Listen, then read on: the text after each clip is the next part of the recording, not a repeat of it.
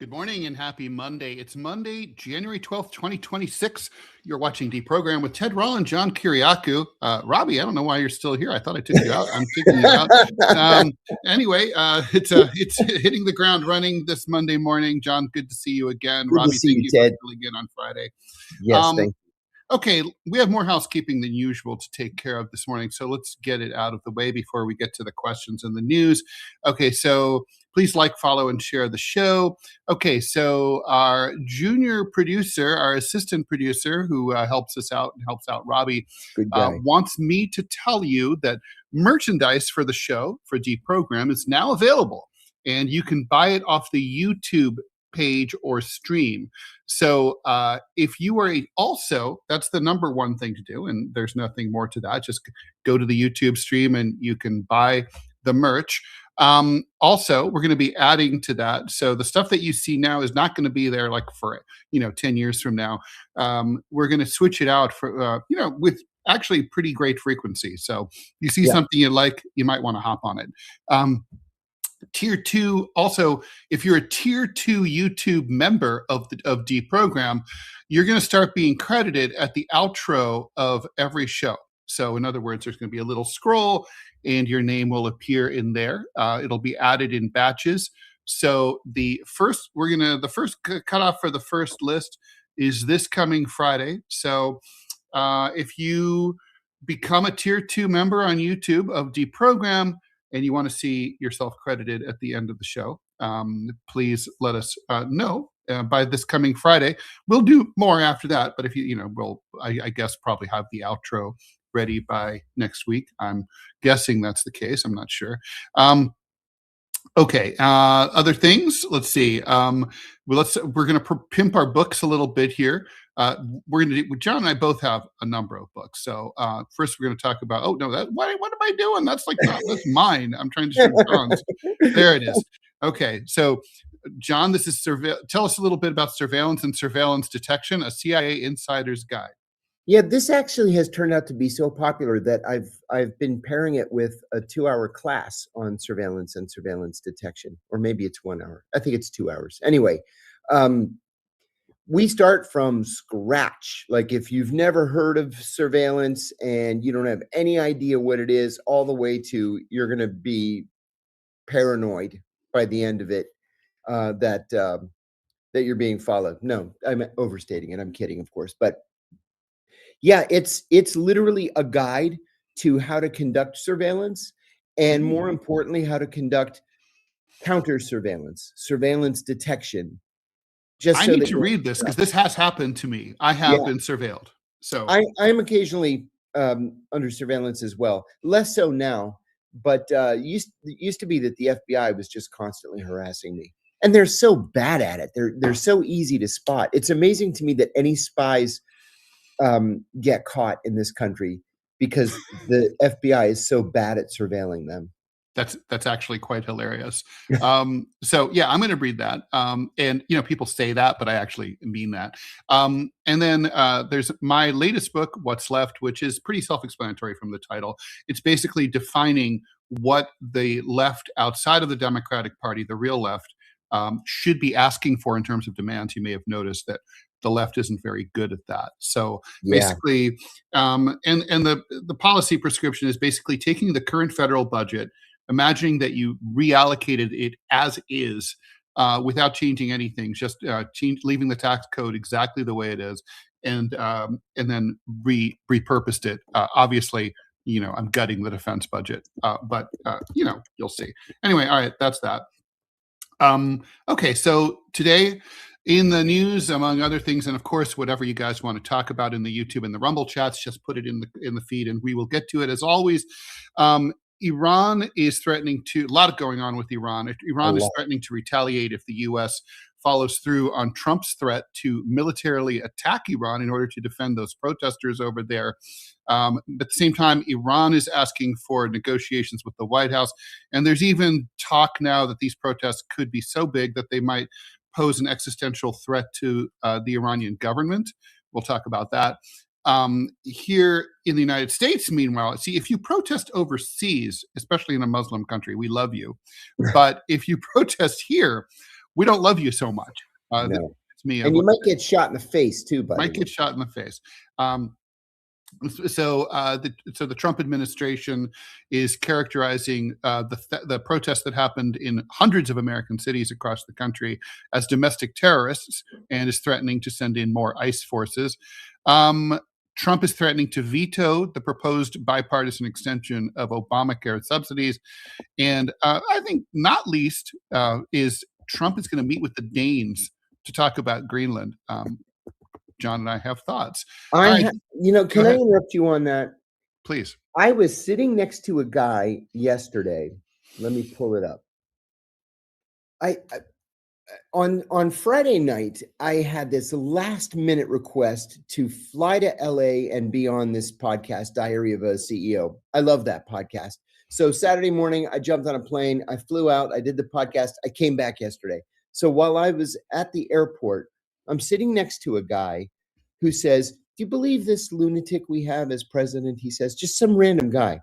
Mm-hmm. And he says, "Look at this." And he shows me his phone. I took a picture of what he was looking at. Okay. It's a timeline related to Greenland. And it says 1917, to buy the Virgin Islands from Denmark. I didn't realize we bought the Virgin Islands from Denmark. Yeah. The U.S. agrees not to ever make any claims on Greenland. So people are talking about this treaty of 1947 or what? 51. Yeah. 51. Yeah. It goes back to 1917. So I took a picture of his phone. The timeline has a photograph of President Woodrow Wilson signing this treaty. So I got to do the research, but we may have like zero legs to stand on this issue. I hope.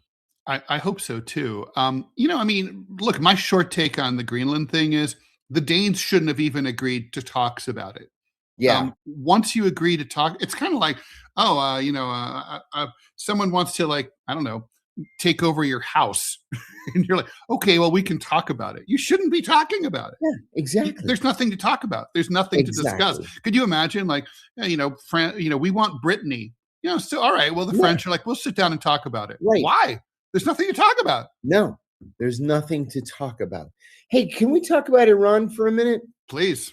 There were so many developments overnight. It's almost hard to keep them straight. Mm-hmm. So yesterday afternoon, it looked like we were genuinely preparing to attack Iran. I have the same disgust with the Atlantic Council, Ted, that you do. Mm. But a former Deputy Assistant Secretary of State for Iran and Iraq, who's now at the Atlantic Council, made a good point. It's a point that I've made a number of times. And she said, we're not attacking Iran, not this week or next week, because we don't have any carrier battle groups in the region. And we don't. We're busy. We're busy. We're spread out all over the world. We'll worry about the Chinese and Taiwan and the Russians and Ukraine. And so we don't have any carrier battle groups. That was point number one. Point number two. That leads one logically to think about the other guys who. And that was exactly what I was going to say. Yeah. So the other guys, look, the Israelis finance Reza Shah Pahlavi, who's just a stooge. Patrick Bet-David, the podcaster from Fort Lauderdale, was interviewing like President Trump, I think it was, the other day. And Trump asked him if he had spoken to Reza Pahlavi. And he said, no, I called the guy and he won't return my calls. Yeah. And then in an interview, Pahlavi says, oh, yeah, he might go back to Iran to be the Shah, but he's been here in America for so long and all of his friends are here and his girlfriend is here and he thinks he might just stay. So wait, you're saying that he's pretending to be a pretender?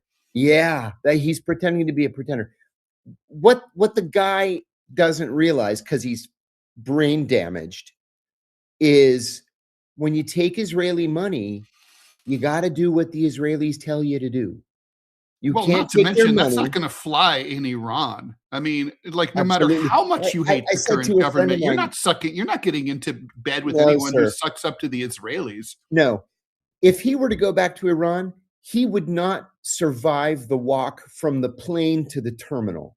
Yeah. Yeah, that's just not going to happen. Okay, No. number one. Number two, the Omanis discreetly contacted the White House yesterday, and they said, listen, you can't attack Iran. And I should add, we have very close relations with Oman. The Omanis are such good people. They always have been. They're the ones that are always the sort of the quiet voice in the room saying, come on now, let's all get along. We're going to all sit and talk, and we're going to figure this out. That's the Omanis. The Omanis and the Algerians were the ones who got the American hostages out of Iran in 1981. See, nobody remembers that. No, I do. I've always liked and respected the Omanis.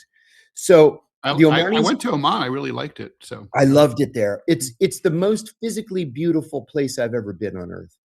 So the Omanis contacted the White House, and they said, listen, don't attack Iran. We can convince the Iranians to go back to the negotiating table over their nuclear program. The White House rejected that last night. But there's a second part to this. The Israelis then said, because obviously the White House had informed the Israelis that this was happening, the Israelis said, we want the Iranians to not have missiles, not to not have nuclear missiles. Any missiles. Any missiles. So basically, they want them to abandon mid-20th century technology. Correct. Correct. Because the Israelis want to be able to just walk into Iran whenever they damn well please. Ridiculous. It's ridiculous. The other thing I wanted It's also like, it's the kind of promise that if the Iranians were stupid enough to make, you couldn't, the Israelis couldn't count on it being true. Missiles aren't really hard to make or anything or and maintain. You can buy them anywhere. Yeah. It's a promise that the Iranians couldn't keep, even if they intended even to. If they wanted to. Yeah. The other thing was that the body count numbers. This is something that Brian Becker taught me years ago. The Washington Post, the New York Times, the LA Times, CNN, the Wall Street Journal, I looked at them all last night. And they're all saying, oh my God, it's murder in the streets Hundreds. In Iran. Oh my God, this human rights organization is saying, 172 dead. Okay, that human rights organization is based in London. And it's funded by the Israelis and Iranians in exile. And then, oh my God, there's this other human rights organization that's saying 500 dead. Yeah, that one's in Washington. And they take money from the CIA. So you can't. So there's no reliable information. There's no reliable information. Now, are people being killed in Iran? Absolutely, yes. But think of this too. Do we know that these people aren't being killed by Israeli-backed protesters? Because the Israelis have been bragging over the weekend that they're the ones backing the protesters. And I'll add another thing that literally no one is reporting. Protesters set on fire 48 fire engines in Tehran.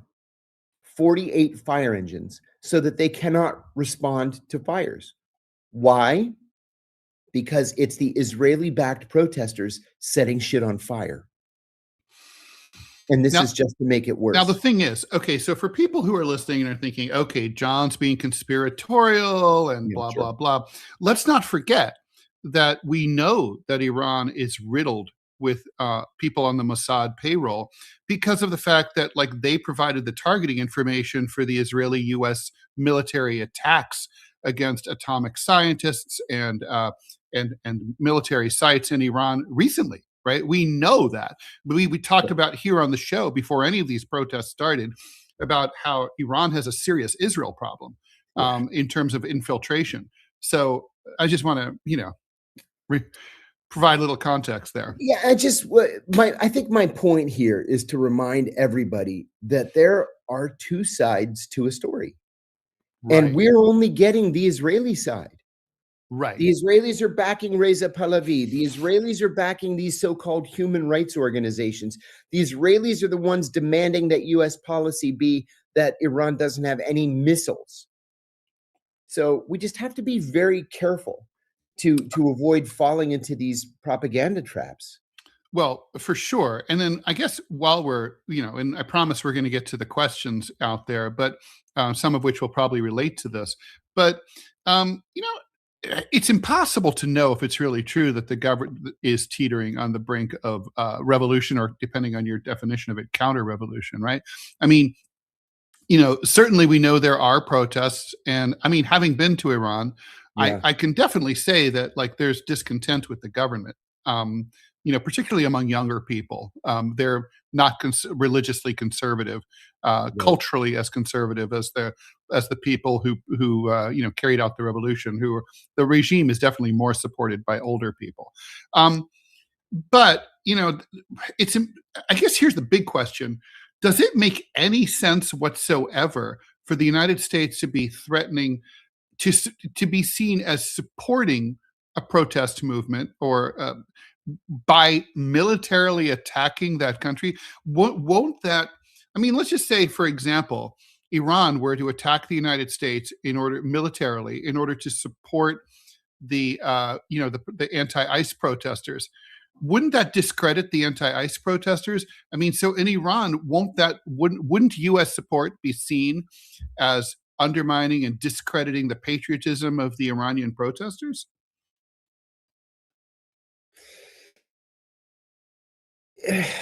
Yeah. I mean, yeah, this is very complicated. And forgive me for delaying. I'm looking at Afro-Accelerationism, who writes, very sad, John, go live in Iran in $1 a month, then for few years while the Khomeini-owned 200 billion suffer. And I'm going to say, you should stop taking drugs before you write comments.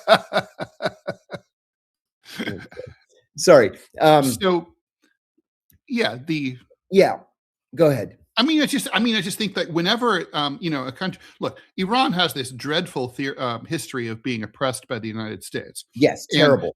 And so any external force that's seen as interfering and putting their thumb on the scale on behalf of an internal force is going to be seen as an intruder, but especially one like the U.S. and Iran. Yes. Right, that overthrew the democratically elected president there, and that his support propped up the horrible Shah regime until 1979. So, and you can't underestimate the long-term fallout from those actions.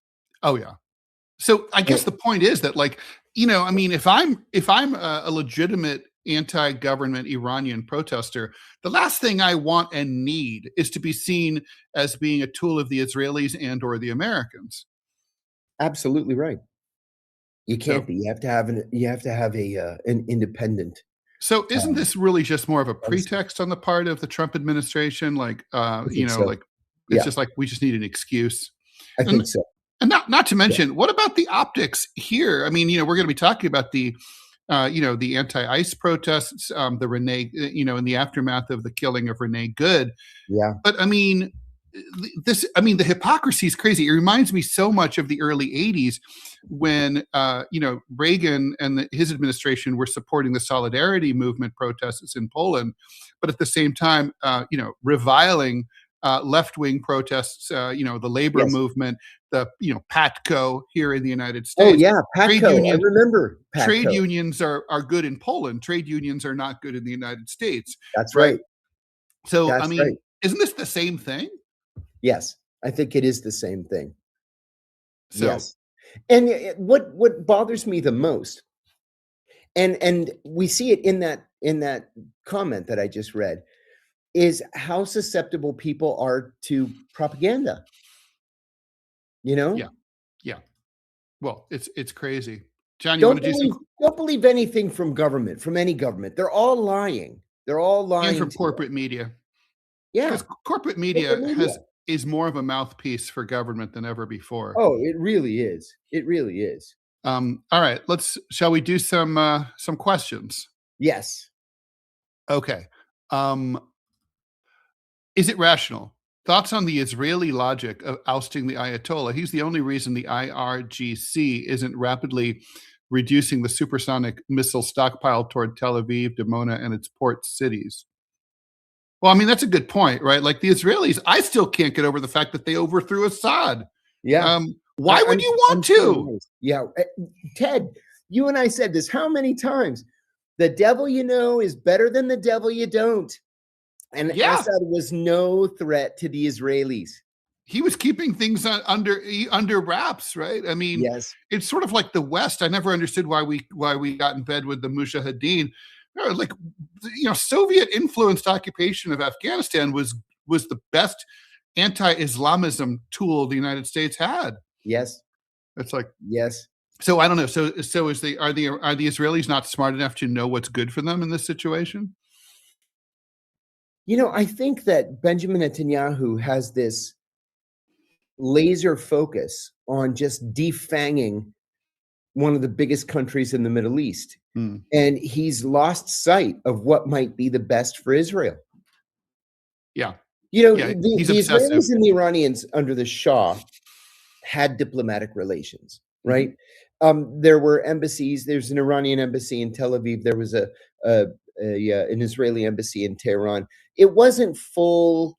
They weren't like full diplomatic relations. They were just kind of nominal, but there were relations. And that's not going to happen again. And Netanyahu seems to think that there is this golden age that's just in front of us, this golden age of Israeli-Iranian relations, that if only the Ayatollahs were gone, then Israel would be welcomed with open arms by the Iranian people. That's not true. There's a handful of Iranian Jews. There used to be a lot of them, but they all live in Beverly Hills now. And there is no such golden age in the offing. I also think what's underappreciated by Westerners and by the Israelis is how Iran is not a highly centralized state, right?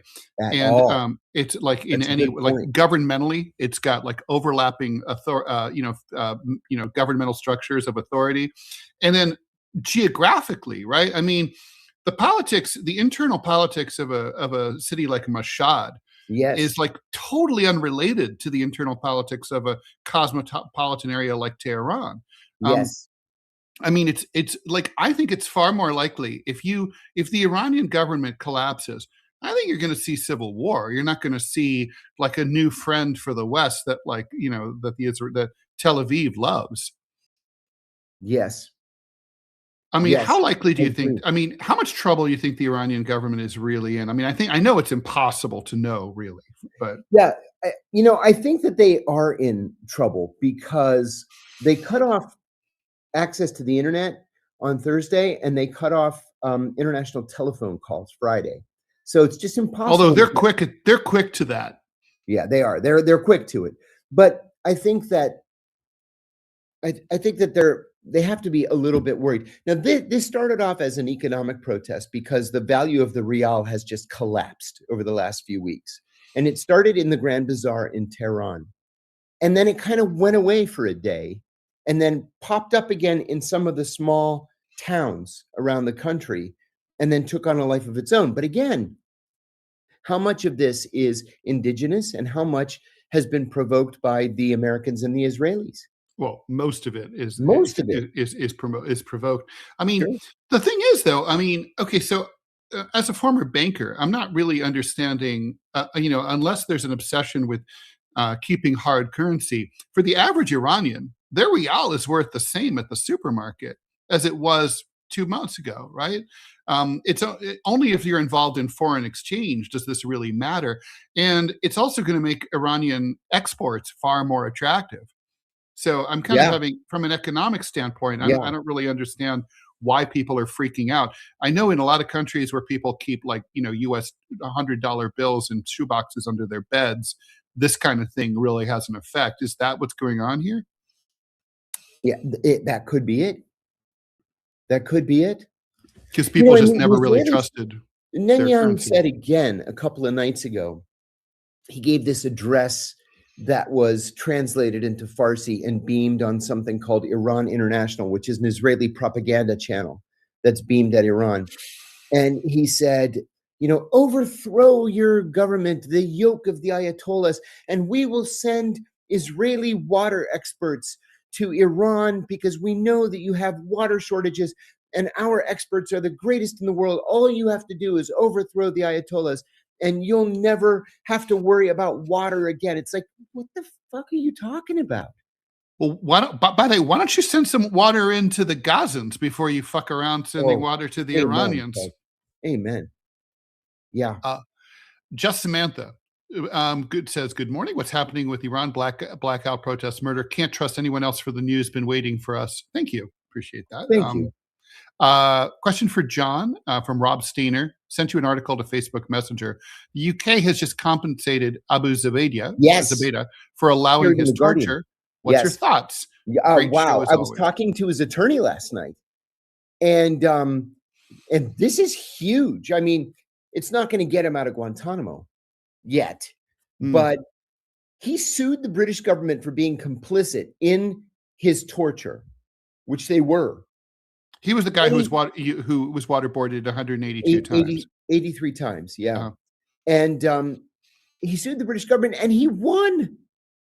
He won. So listen, poor Abu Zubaydah, he has won every step of the way. Every time he sues, he wins. Or even when the suit is dismissed, the judge will say, yes, what happened to you was terrible. What happened to you was criminal, but you can't sue the U.S. government without the U.S. government's permission to sue.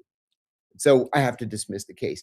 The British, it wasn't like that. The court was like, yeah, the British intelligence service was complicit in your torture. You win. I will say another thing. At the very end of the Biden administration, Abu Zubaydah's attorneys were in advanced talks to have him released. A decision was made to release him. The only reason he wasn't released was because they couldn't find a country that would agree to take him. And then Donald Trump won. And so nothing is going to happen for 4 years. If a Democrat wins, presumably those talks would be restarted and eventually the guy will be released. He should be released because he was innocent of what we accused him of. He was tortured mercilessly and he has never been charged with a crime. In my opinion, those people should to tell people that we kidnapped and held without respecting their rights for years, and then say, well, okay, we've determined you're not a threat, that you didn't do anything wrong, but we'll let you go, but we can't find another country to take you, is sophistry. They should release them to the United States. I mean, we have a whole big country here.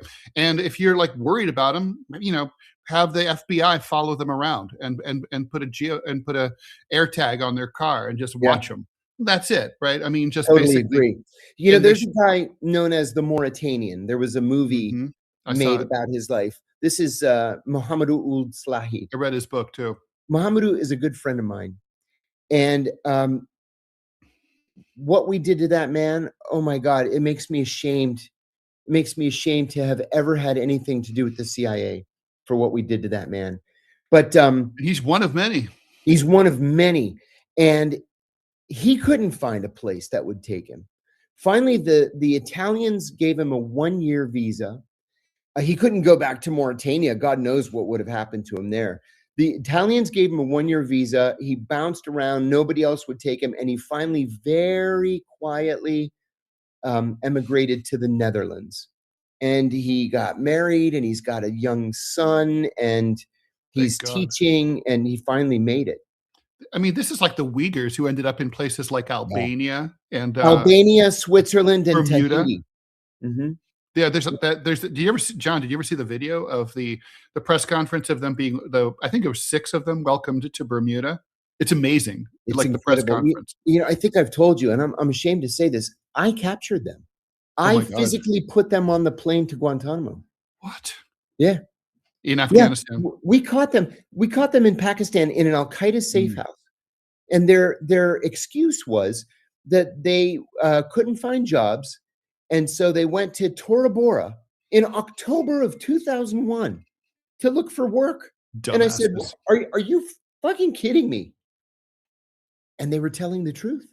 Well, that's the thing, right? Like, so, John, I mean, this is like the thing that I think people never really understood during that period is like, there's no, as you know, you were there. There's no communication, right? There's no Zero. newspapers, there's no radio, there's no TV, No. so there's no way, no one knows anything, right? So, Yes. so you, I mean, so like, those guys, they have no idea that the whole world is blowing up because of 9/11. When I was in No Afghanistan idea, Ted. in November 2001, almost every Afghan I met had never heard of 9/11. They had never heard Yes. of the World Trade Center. They didn't know who Al Qaeda was. I said, "Oh, but why do you think the United States is here?" And they said, "Oh, the same reason the Russians and the Brits were here. Everybody likes to invade Afghanistan. The big country always invades Afghanistan." I was like, "You didn't think there was like some geopolitical?" No, we didn't know. Like, it's like they genuinely didn't know. I had the same know. experience. In the summer of 2000, when I was in Kashmir, right, in basically sort of the Talibanized parts of northern Pakistan, and like, I was pulled off a bus, and these two Talibs threatened to execute me, and they said, like there's an order that like Americans aren't allowed to come here anymore. Surely you've heard. I'm like, dudes, I've been on this bus for 3 weeks. Like, where the fuck was I supposed to hear about this order? And, we're going back and forth. And I'm like, what do you guys ever hear? What do you hear? Like, they're like, finally, I talked my way out of it. I mean, and it's a joke. I remember like again, November, December 2001, I go to the bazaar to exchange US dollars for like their shitty version of the Afghan currency that they had. And, Right. and so they're like, so I go like a week after I'd been a week before, and the guy gives me less than he had the week before. I go, what happened? Last time you gave me like 42,000. He goes, oh, well, it's the market. The market's changed. I'm like, what market? Like, you don't know anything. He's like, Afghanistan is up. US is down. Oh my God. He's just a liar. I mean, no one knows anything, right? That's what you're talking about. That's exactly what it is. We have an ad we should go to. All right, let's do it. Go ahead and put that up, Robbie. Let's put you up and talk about the GoFundMe. We're almost there. We're there at 80%, guys. We really need you to kick in to the GoFundMe so we can keep Robbie. We need $1,000 a month. John and I have already paid our $1,000 for this month. So all we need is for you guys to get. We need another couple $100. That's all. Just go to GoFundMe and then search for DeProgram Robbie so that we can keep Robbie on as our producer, and we don't lose him to the vicissitudes of the normal workplace, and we'll be without a producer. Robbie, anything else you want to add to that? That's a big word. I have no idea what that even means. Vicissitude. I mean, no, this is the kind of high quality shit. production. It's a fancy word for random shit. Fair enough. It's either this or Walmart. So I mean, those are my options. But no, I mean, seriously, I just want to just thank everyone for their support. Y'all's generosity is amazing. And especially since so many people disagree with me on my politics, which is not surprising considering who I work with here. But seriously, no, honestly, it's humbling. Also, we are within 80 people of taking out one of the crappiest channels on Rumble. Talk about fascist. This guy's a Trump licking, just total douchebag, and I want to fry him today. So we have 400 people watching on YouTube. I want 100 of y'all to come over here on Rumble so I can screenshot it, send it to him, and say, "Eat this," because that will make my whole freaking day. If y'all think I'm a Trumper, I'm not. And also, Rumble pays better. So that's what I got for you. All right, I'm putting up the URL for the GoFundMe up here. Thank you very much for that, Robbie. Put up that ad whenever you're ready. All right, let's bang through some of these, and we got so much news and stuff to get through, and so many questions. Just Samantha, John, you spoke on how strong Iran is. The people love their country. Why I'm so confused, or Israel is causing chaos. I think we kind of addressed that already. Katie Catastrophe, Minneapolis resident here. What a shit show it is around here. Wow. Like 3,000 ICE agents. They're starting to go door to door. Don't answer. You don't have to. Don't answer. Don't even talk to them through the door. Yeah, don't even Just talk to them. Ignore them. if you feel compelled to talk to them, say, do you have a warrant? If not, get off my property. Perfect. Our state government recommends that everyone knows their rights. Well, yeah, like the Clash said, know your rights. Very important.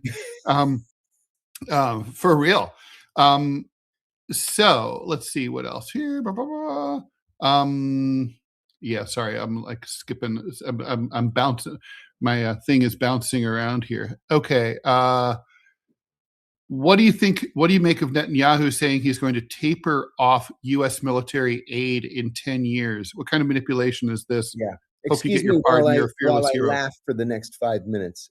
Yeah, that's a cheap attempt at propagandizing the American people. Yeah, the Israelis would never, ever, ever turn down our money. No, that's where they can't afford to. Yeah. I mean, Israel has nothing. We don't need them. We don't. Persian We Cat, don't need them. thanks for the $10. Trump is weighing options to intervene in Iran, but what's the best way to help tip the scales in favor of the protesters without creating a power vacuum and ultimately a failed state? See, that's really the $64,000 question right there. Let's assume that the protesters are legit, that they're not, Israeli backed or whatever. Even then, what do you do to prevent Iran from descending into chaos in the event that the Ayatollah runs to Moscow and the IRGC falls apart, which isn't going to happen? I don't see how you avoid a civil war. I don't see that either. I mean, you have to have you need a national revolutionary movement that is organized and at the grassroots and broad-based and able to take over and be able to seize power and consolidate power against opponents. Yes. Those are tough. Let's see. I've seen a couple of posts online about people deliberately setting forest fires in the Argentine Patagonia to purchase the land at lower costs. Who do you think is behind it? You know what? The Greeks do that. And it's because they have a similar law, is a really stupid law, that if there's public forest that burns, private developers are then allowed to go in and build on the land. It's sickening because it encourages arson. And the Greeks struggle with this every single year. But the construction lobby is so well funded and so significant. There's the answer to your question. Yeah, the government. It could also be agribusiness in Argentina, right? Yeah, sure it could. Sure. Yes. Yes. Kevin Cronin, compare and contrast the right-left reactions to Ashley Babbitt and Renee Good. Ashley Babbitt committed suicide by cop in his or her opinion. Yeah. Yeah, no, I think it's really important. Look, I hate the team politics aspect to all this. I've watched this video. I mean, you might as well talk about this. Look, I've watched the unprofessionalism of ICE is what really leaps out here, and that's something that the right ought to be able to agree with. Yes. This is an unprofessional force. You saw the way they're literally running unprofessionally. I was, my brother-in-law was a EMS guy and a firefighter. He said one of the things you notice about firefighters is when they respond even to a burning blaze, they move deliberately, but they don't run. They're not panicked. They just go. They're trained to do that. It's like, we're doing this, we're doing that, like pilots in a crisis. And like these ICE guys are manic. They're running around. They're screaming conflicting orders. They're not identified. They're in unidentified vehicles. Such a great observation. Yeah, that's they're true. Unprofessional. They're manic. And so, of course, obviously, look, they're going to trigger a flight or fight response. Like if someone breaks my car window and tries to reach in, I'm going to hit the gas probably. And even from the standpoint of just Jonathan Ross, the ICE agent who shot her, he wasn't protecting himself or his colleagues by what he did, by standing somewhat in front of the car. By the way, I don't believe for a minute that he was hit. I think that it came close. I think the car went right by him, brushed up against him, I'm sure, but he wasn't hospitalized. He didn't fall over. He wasn't knocked down. And then he runs off. There was a physician in the crowd who wanted to help her. And they wouldn't let him. So, I mean, and then you have the government unprofessionally, flooding social media with propaganda, like, this guy was defending himself and his, she was this individual. They don't call her a person or No. a citizen or a protester, this individual, in order to dehumanize her. Yeah. I mean, she's This dead. mother of three. She's dead. Yeah. She's dead. Can we just call her a person? Can we do that? And so, I mean, the unprofessionalism here is off the charts. And, I mean, they're hiring people who are like, the training's not good. This guy had been trained, I guess. He'd been around for 10 years in ICE. But still, I mean, this whole episode, what terrifies me, John, I've been doing a little bit of preparatory reading lately. Coming of the Third Reich. But like, I mean, I'm kind of like, look, this is Ezra Klein of all people. He does have smart things to say sometimes. In his most recent podcast, he pointed out that this is moving. The militarization of ICE in American streets has moved at like a breathtaking pace.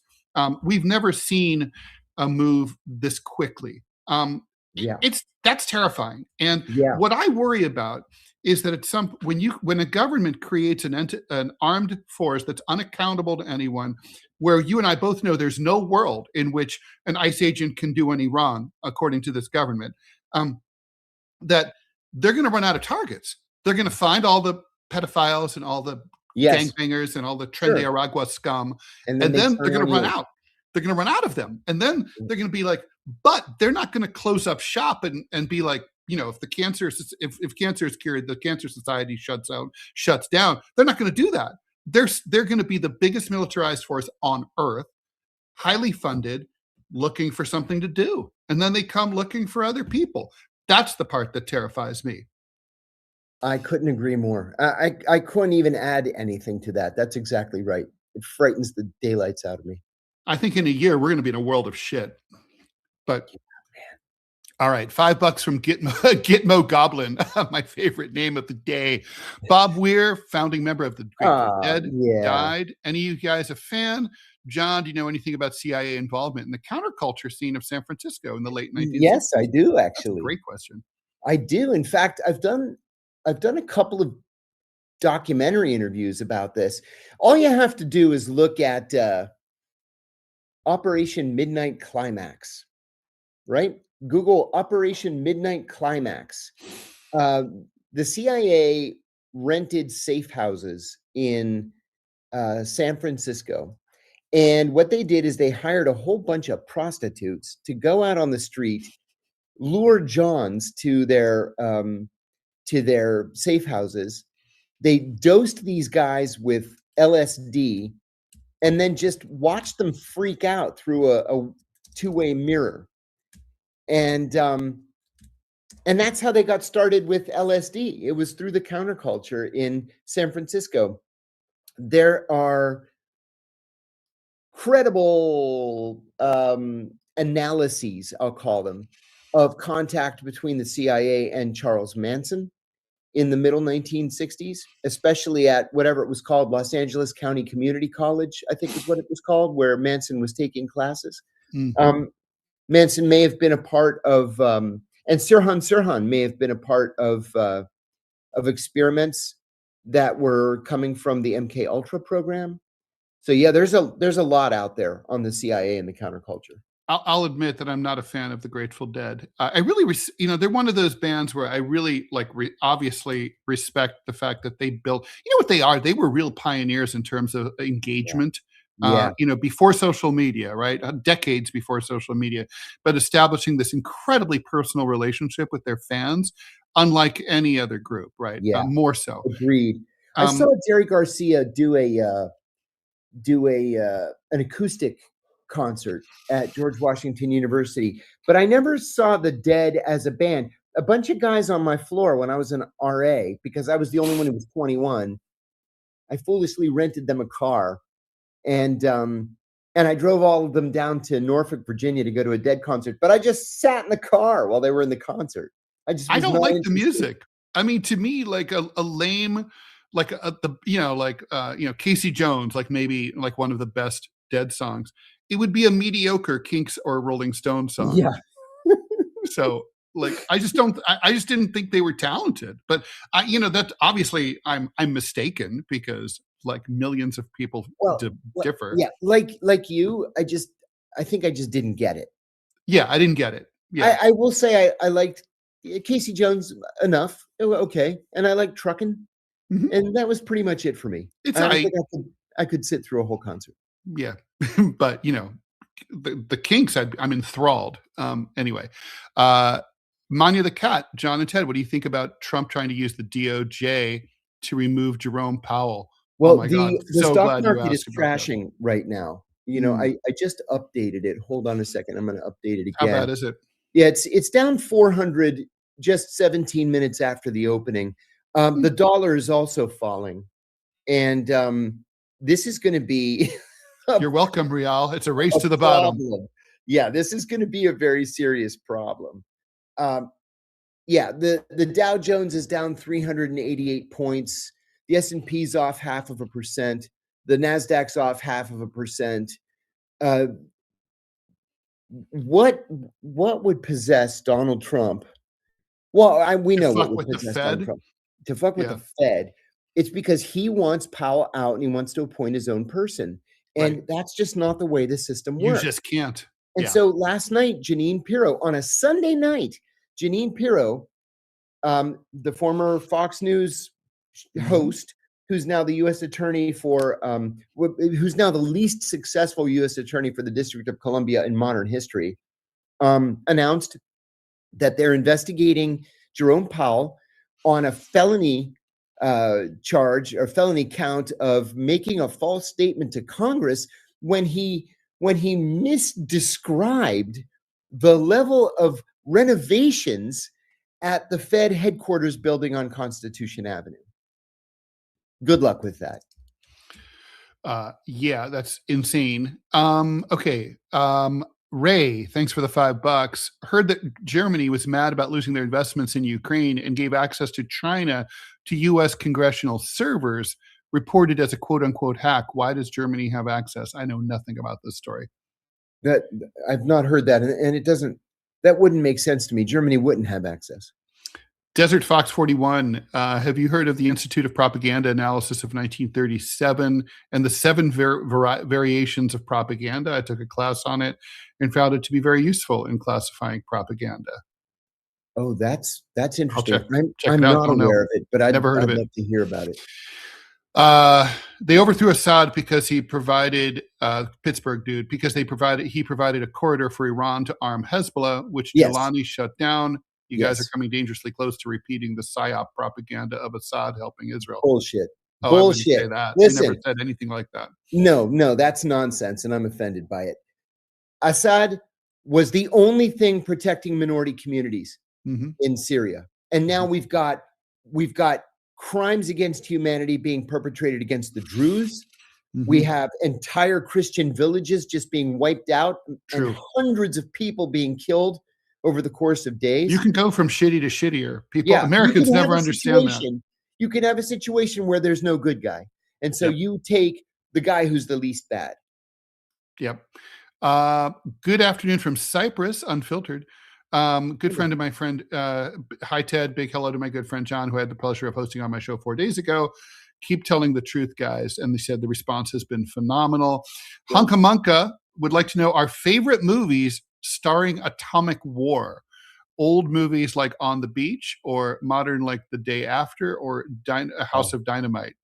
Some of mine. The Day After was great. That came out when I was in college. What was that, Ted? 82 or 83? Yeah, that's right. I was in college. And like colleges all across the country just sort of stopped. And the day after was screened, like entire days were devoted to just discussing it. Miracle Mile for me, John. Do you ever see that? Yeah. And Dr. Strangelove. Miracle Mile is like fantastic. Miracle Mile's great. Takes place in a real hour and a half, and the thing is, it delivers. It's really true. Yes, it really is the end. Desert Fox, how do we predict the next Iran-Israel war will be similar to the 12-day war, and what will be different? I know it's speculation, but a fun one to play with hypothetically. I don't know if you and I have different ideas of fun, maybe. But certainly, I don't think it'll be like the 12-day war at all. I think the Israelis just want to, they just want to keep doing what they call pinpoint strikes, right? They want to sort of attack the little nub on the Death Star and hope that the whole thing comes crashing down. That's their shtick. They don't want to get involved. They can't get involved in a protracted war against Iran. Iran's too big. It's too big. 92 million people, and it's gigantic in terms of its landmass. Yeah, it's massive. Yeah, I remember like the first time I went, and I was thinking about taking the bus across the short way, the east-west way. And it's like, oh yeah, it's 4 days by bus. I was like, what? It's like, it doesn't look that big with the Mercator projection, but that's right. Hey, and as another thought too, if the Afghans didn't have shoes and we couldn't beat them, right? But the Israelis think that they can beat the Iranians? Yeah, Iran's a modern country. It's Europe, basically, or Greece or Turkey. I mean, it's it's a real country. I always tell people that. Like, Iran's a real country. Junaid Javid, thanks for the buck. I read the whole Uyghur account of capture when the files came out to Human Rights Watch. Even the monkeys were chasing us. Didn't know that was you, John. Oh my God. Yeah. To tell you the truth, I didn't realize that the Uyghurs were telling the truth until 2007. Oh, Jesus. When PBS Frontline contacted me and said, "Hey, we're doing this documentary on the Uyghurs." I said, "Oh, yeah, cool, okay." And they said, "We heard that you were responsible for their capture in Pakistan." I said, "Oh, I'd never spoken about it." And I said, "Yeah, actually, that was me." And they said, "Well, we're doing a documentary about how they were completely innocent." And I was like, "What? Completely innocent?" I said, "Do you know they came from Tora Bora?" And then they told me the story, and I was like, "Oh my God, are you kidding me?" Worst luck ever. Yeah. Oh my God. FU thanks for the buck. Thoughts on dudes who was found with like 1,000 corpses, like he was Rob Zombie in Philly? Yeah, he was digging up graves like Ed Gein and putting them in his basement. He had 100 partially rotten, partially mummified bodies in his basement. This is a guy who's deeply, deeply mentally ill. Mom, hey, there's always a job with ICE. Thanks for the 50 Canadian dollars, Afro. Oh my gosh, thank you. I'm French and not on drugs. Last time Iran got nuked, all our Iranian friends, both in Iran and Canada, partied and enjoyed the process. Propaganda or not, it's probably 30% of the population. Religious intent is free from expression, not oppression. John, thanks for the Pop Bod 9.99. Thank you so much for the 10 Australian dollars. How much of your people skills did you use? You used as a case officer were learned versus natural talent? Great question. How did you build trust with your targets? That's a great question. You have to have this underlying core of natural talent. You have to be able to talk about a million different things, and you have to appear to be able to speak authoritatively. One of the biggest compliments I ever got was from a boss of mine. We were meeting with a source. I was developing a source for recruitment. It was so sensitive, we couldn't meet him in the country where he lived. We had to fly back to the United States to meet with him. And I set up a meeting at a hotel in Washington with my boss and with my senior colleague. And while we were making chit chat before the meeting, the guy said, "Oh, I'd love to see a show. I heard such and such was on Broadway." And I said, "Oh, I had read a review about it in Time, the New York Times." And so I said, "Oh yeah, blah blah blah blah blah." And then he said, "And what about this sport you have, baseball?" And I said, "Oh, sure, I'll take you to a Nationals game," and blah blah blah blah. And there was something else. And my boss afterwards said, "I have never seen anybody speak authoritatively about such disparate issues as you." He said, "Congratulations, you really won the day." But that wasn't work. They didn't teach me to do that. I just read voraciously like you do. It's a personality thing. Yeah. I believe that. I really do. You probably teach 10% of it. Soden, thanks for the $49.99. Oh my God. Thank you, Selwyn. Good morning to both of us. Can you please tell us who's pushing the former crown prince of Iran narrative? Because I'm confused. He's been gone for 40 years. Yeah. Longer. What happens if he passes? Is his son up next? I find it really weird that he's being pushed hard. This is a thing. This comes up all the time in these situations, right? Like in 2001, there was the whole thing about the exiled king of Afghanistan. Yeah, King Idris or King or Zaire, maybe. Yeah. Zahir. Yeah, right. Zahir. And he was living in Rome, like a dandy since the 60s. Right, since the 60s. Again, over 40 years. And I think he was kind of like, oh God, if I have to fucking go to fucking Afghanistan instead of fucking Rome. Listen, there's a prince, an Afghan prince whose son is friends with my son. You know what he does? He's a legit prince, like close to the king. He runs the Vespa dealership in Arlington, Virginia. He doesn't ever want to go back to Afghanistan. I don't blame him. To answer someone's question, it's the Israelis. They're very public about their support for Reza Shah.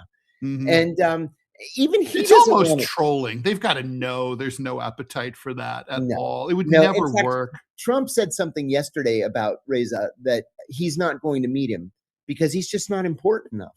Yeah. And it's true. He's Trump's not right. important enough. Trump's 100% right about that. Angela Falalala gifted a subscription to the show. Appreciate that. FUSO says, I've seen The Dead many times. A couple hits of acid at a live show will help you get through it. You know, that's kind of like electronic music, the rave music, right? Yeah. Ray, thanks for the buck. John, did you ever want to be a private contractor at one point? Fewer rules? You know, the only thing that would have attracted me to private contracting was the vast amounts of money that those guys make. There were so many people that I worked with who walked out of the building on Friday with a blue staff badge and walked right back in the building on Monday with a green contractor badge, doing exactly the same job and making 3 times what they were making on Friday. That's got to be tempting. Yeah. Yeah. My father, not in intelligence, but he was always tempted to go to private industry because it paid so much better. But he got a deal where he was able to do private contracts on the side. Last time for one quick question, Jeff Burgess: can Biden run again? No. Yeah, he could. Yeah, he could. Yes, he could. He's only been president once, but he won't. I don't think he'll remember that he was president by the time. No, exactly. I mean, he's a drooling idiot. That's just true and sad, but true. Okay, so I guess that's it for today. We'll be back tomorrow, Tuesday. Please don't forget Robbie Aid. Go to GoFundMe and search for DeProgram Robbie. Let's get that done so we can polish off January quickly. We're 80% there. Thank you so much for your support so far. It's GoFundMe. DeProgram Robbie. I put it up there. There's a /F in the middle. Okay. Anyway, thank you so much, John. And see you guys tomorrow at 10. Please stay tuned for the TMI show with me and Manila Chan coming right up. Bye. Bye-bye.